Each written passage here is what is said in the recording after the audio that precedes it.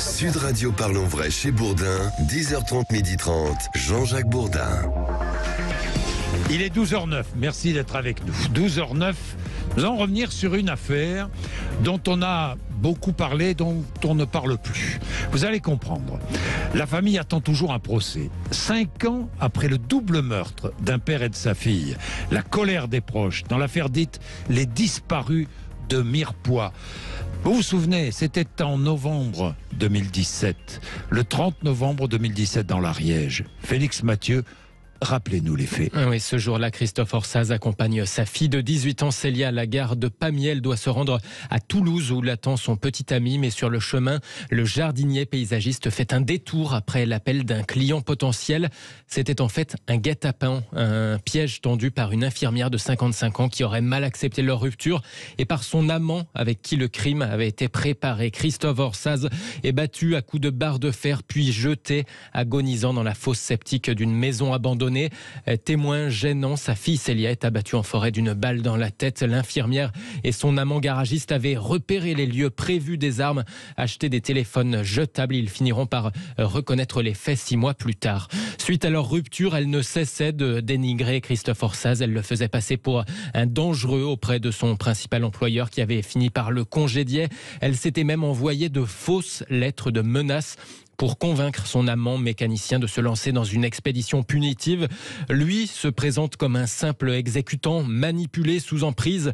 Mais elle prétend qu'avec ce double meurtre, il a été bien au-delà de ses intentions à elle. L'expédition punitive qu'elle voulait, tous deux en tout cas, pourrait bien être jugée que fin 2023, dans 1 an encore. Et c'est bien là le problème. Fin 2023 et encore, ce n'est pas certain. Sandrine, bonjour. Bonjour. Merci d'être avec nous. Vous êtes la sœur aînée de Christophe, la tante de Célia. Et vous êtes furieuse. Je le disais, fin 2023, et ce n'est pas sûr encore. Vous êtes furieuse contre la lenteur de la justice. Quand même, les faits se sont déroulés en novembre 2017. Les 2 accusés ont reconnu les faits. Ils sont en prison et aucun procès n'est prévu pour l'instant, Sandrine. À ce jour, aucun procès. Nous sommes les oubliés de la justice. Mais c'est un scandale, cette affaire. On ne comprend pas. Nos avocats envoient des courriers, on n'a pas de réponse. Je rappelle, Sandrine, que d'autres affaires, d'autres faits divers ont été jugés ou vont l'être.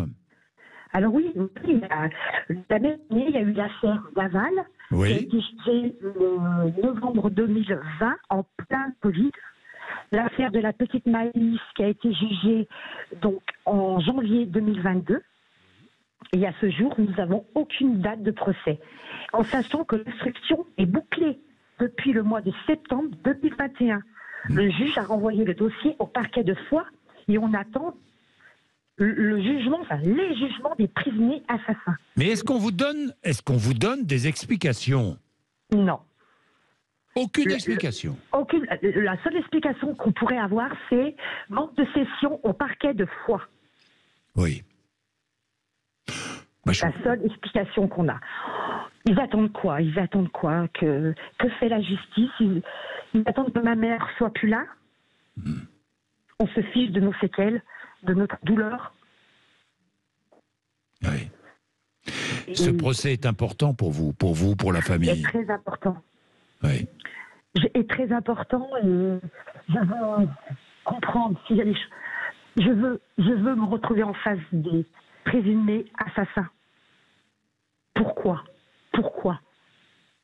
Oui. Un meurtre gratuitement, des assassinats gratuitement. Pourquoi? Oui. Pourquoi? Je veux savoir. Ma famille et moi, nous voulons savoir. Pourquoi lui poser la question aux deux? Oui, lui poser la question à elle. Pourquoi? Et à lui, pourquoi? Ouais. Pourquoi il y avait une seule personne qui pouvait tout arrêter, c'est Vidal. Vidal ne connaissait pas Christophe, ne connaissait pas Célia. Vidal, c'est l'homme qui a... C'est l'amant. C'est l'homme qui est l'amant de Montesinos. Oui. Et il y a une personne qui pouvait tout arrêter, c'est lui. Moi, je suis allée sur les lieux, tout mesuré, j'ai tout regardé. La voiture, il ne peut pas dire qu'il n'avait pas vu cette gars dans la voiture. On ne pouvait que la voir. Il y en avait un qui pouvait tout arrêter, c'était lui. Il sortait, comme Christophe ne le connaissait pas, il aurait continué son semblant de rendez-vous professionnel, et c'est tout. Voilà. Et c'est tout, là, oui. Parce que le piège... Pardon, excusez-moi. Non, mais parce que le piège a été tendu, évidemment, par elle qui aurait tout organisé. Lui affirme avoir été un exécutant manipulé. Je ne sais pas si c'est vrai ou pas, mais voilà aussi pourquoi le procès pourrait être utile pour vous, pour savoir quel est le rôle de chacun dans cette affaire. Exactement. Le rôle, de toute façon,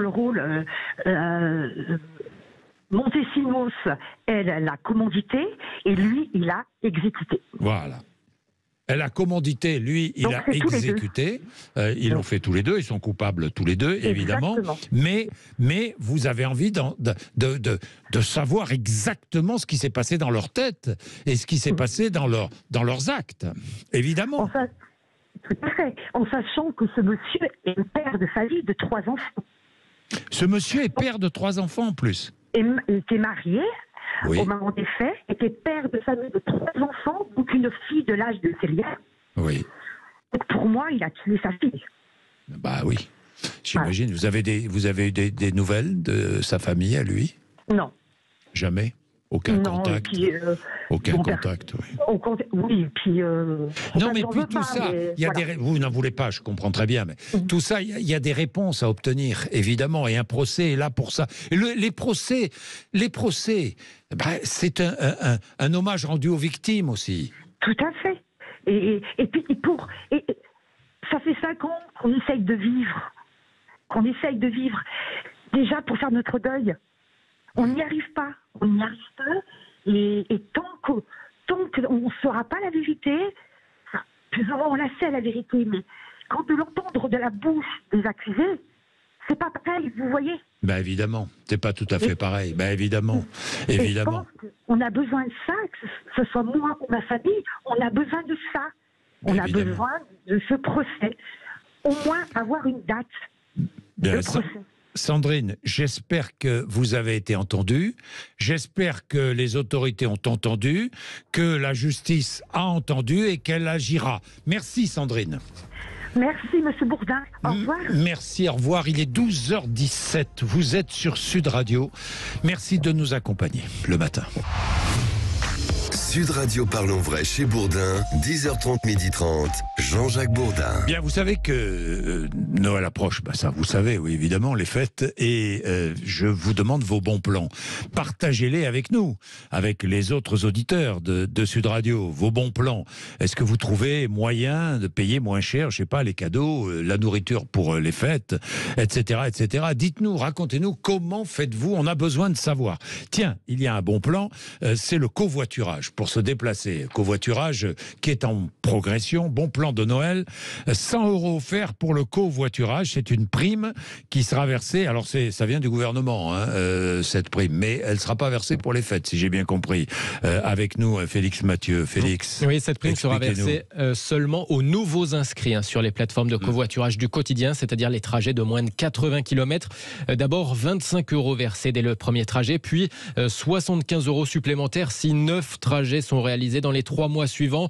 Une autre prime cumulable de 100 € sera versée aux automobilistes qui réaliseraient 3 trajets sur une longue distance. Ces sommes seront versées directement par les plateformes de covoiturage. Dans certains cas, ça pourrait être sous la forme de bons d'achat. En tout cas, chaque jour, 50 millions de sièges vides circulent en France, selon le gouvernement, qui débloque donc au total 150 millions d'euros pour aider également les collectivités à financer les infrastructures. Bien, vos bons plans pour voyager, allez-y, 0826 300 300. Vous savez que toute la semaine et la semaine prochaine, nous partagerons comme ça des solutions.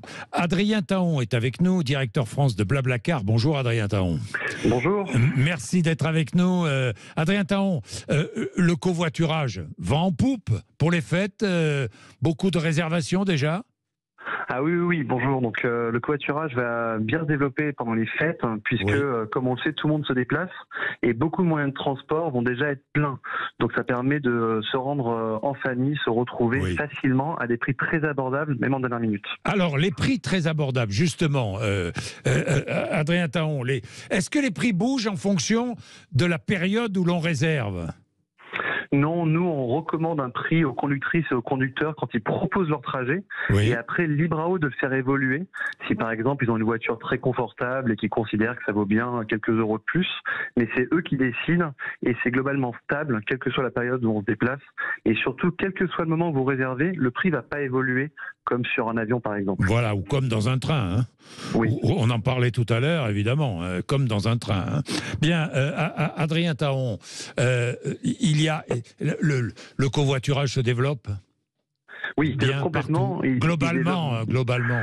Alors globalement oui, et le vrai enjeu c'est à partir de l'an prochain vraiment le développer sur de la courte distance, sur des trajets domicile-travail, et c'est pour ça qu'il y a des grandes annonces aujourd'hui d'une double prime pour aider les conducteurs à franchir le pas, à se mettre au covoiturage, à se lancer. Oui, les fameux trajets de moins de 80 km.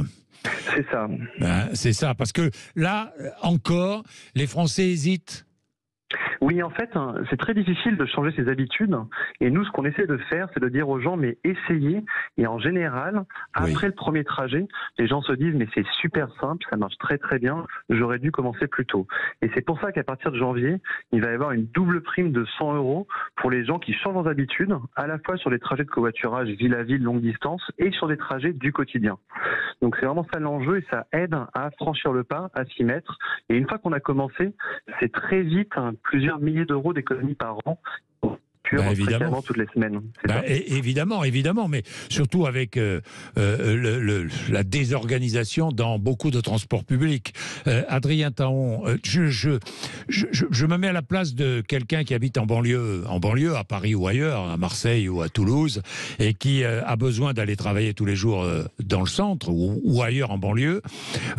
Je fais comment ? Je m'inscris sur un site et je trouve un voisin grâce à ce site, c'est ça ? Exactement. Alors tout notre métier, c'est d'arriver à rendre ça très très simple. Donc comment ça fonctionne très concrètement ? Vous allez pouvoir télécharger une application qui est gratuite, Blablacar Daily pour vos trajets du quotidien, vous inscrire extrêmement simplement, renseigner vos points de départ, vos points d'arrivée et les moments de la semaine où vous pouvez covoiturer. On peut pas forcément covoiturer tous les jours, mais des fois, plusieurs jours dans la semaine, on peut. On propose ça et là, vous allez être mis en relation avec d'autres personnes qui font le même trajet. Vous avez le choix de choisir avec qui vous allez voyager, à quel moment, vous échangez, vous vous retrouvez et vous allez recevoir en moyenne 2 à 6 € par passager transporté sur les trajets du quotidien. Et les petits ruisseaux font les grandes rivières et à la fin, ça fait rapidement 1 500 € par an, en plus de la prime pour commencer qui va être de 100 € au bout de 10 trajets réalisés. Merci Adrien Taon, merci à vous et bonne fête. Merci beaucoup. Merci. 12h25, nous avons notre gagnante. Dites-moi Joseph Ruiz. Parti pour jouer au grand sapin de Noël Sud Radio. Allez, c'est le moment d'ouvrir ce cadeau de Noël en direct sur Sud Radio et on accueille tout de suite Liliane. Bonjour Liliane. Bonjour. Bonjour Liliane. Bonjour, vous nous appelez de l'Aveyron, c'est ça ? C'est ça, tout à fait. Près de Villefranche-de-Rouergue. D'accord. Très très belle région. Et du coup, aujourd'hui, Liliane, vous avez été sélectionnée car vous avez été le 8e appel. Et derrière ce chiffre 8, aujourd'hui, on va entendre ce que vous avez gagné. Eh bien Liliane, vous avez gagné une tablette tactile aujourd'hui offerte par Sud Radio. Vous êtes contente Liliane ? Bien sûr que je suis contente. Ravie. Ah bah oui, non, ça va être utile. Hein. Pour vous ou quelqu'un d'autre. Hein. Bien sûr, oui. Oui, il peut très bien finir au pied du sapin. J'imagine Liliane, c'est pour ça que je dis ça. Bravo Liliane, on le rappelle, le grand sapin de Noël Sud Radio, ça continue jusqu'au 25 décembre sur Sud Radio. Vous restez connectés et toute la journée, vous pouvez ouvrir avec nous en direct votre cadeau de Noël sur Sud Radio. Merci Liliane, on vous embrasse et merci à toutes celles et ceux qui nous ont accompagnés depuis 10h30 ce matin. C'était passionnant, 10h30, midi et demi, tous les jours dans Parlons Vrai chez Bourdin. Vous suivez l'actualité, vous réagissez. Allez, André Berkoff avec vous maintenant. Bonjour, c'est Valérie.